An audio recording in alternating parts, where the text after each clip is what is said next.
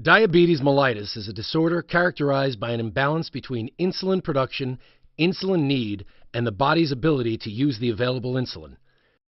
This imbalance can result from a total lack of insulin, from impaired release of insulin by the beta cells of the pancreas, from inadequate or defective insulin receptors in body tissues, or from the production of insulin that is either ineffective or destroyed before it can become effective.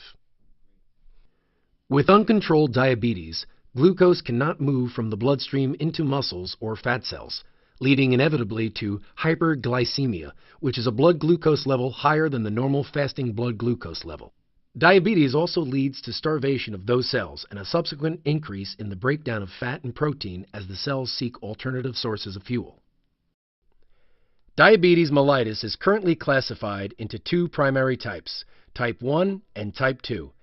Type 1 diabetes is characterized by a total lack of insulin caused by the destruction of the pancreas's beta cells. Type 1 is thought to arise from interaction between a genetic component and an acquired or environmental component, predominantly in response to an autoimmune process. Type 1 diabetes probably develops over the course of years, with beta cell destruction happening well before the disease is diagnosed. Diagnosis is usually in childhood. Because it results in virtually absolute insulin deficiency, type 1 diabetes is treated with insulin injections. Type 2 diabetes is far more common than type 1. As with type 1, the pathophysiology of type 2 diabetes involves both genetic and acquired factors. Among acquired factors, obesity and physical inactivity are of paramount importance. The metabolic abnormalities that lead to type 2 diabetes include insufficient secretion of insulin by the pancreatic beta cells, peripheral insulin resistance, and increased glucose output by the liver. In type 2 diabetes, hyperglycemia develops despite the availability of insulin. Type 2 diabetes usually manifests in adults older than 40, although it is being diagnosed in increasingly younger patients. Type 2 diabetes mellitus can often be controlled by diet, exercise, and oral hypoglycemic agents.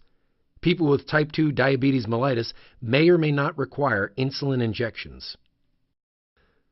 Regardless of the underlying cause of diabetes mellitus, blood glucose control is disrupted and glucose builds up in the blood to abnormally high levels, making the person hyperglycemic. Although there is excess glucose in the blood, the glucose cannot enter the cells and the cells are starved for energy. The liver recognizes the cell starvation and initiates gluconeogenesis, further increasing blood glucose levels. In hyperglycemia, glucose that should be used as energy within the body's cells is instead excreted through the kidneys in the urine. This is called glycosuria, a common sign of diabetes. Unable to utilize the blood's glucose, the insulin-deprived cells, starved for energy, begin to metabolize protein. This leads to the loss of intracellular potassium and phosphorus and to excessive liberation of amino acids. As osmotically active molecules of glucose remain at elevated levels in the blood, an osmotic effect between intracellular and extracellular fluid leads to severe fluid loss. Called osmotic diuresis, this dehydrating effect draws excessive fluid from the cells.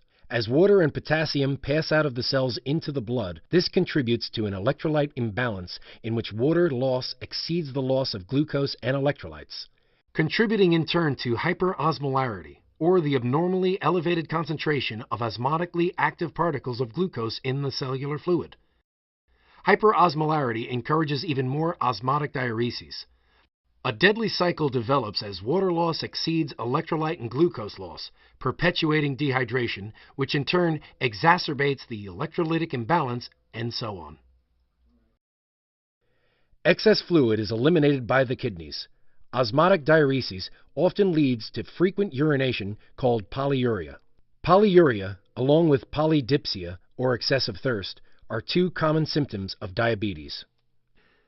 Meanwhile, the liver converts the liberated amino acids into urea and still more glucose, contributing to further hyperglycemia and glycosuria, which leads to even greater electrolyte imbalance, even as the kidneys become increasingly unable to process and excrete the rising levels of glucose in the urine.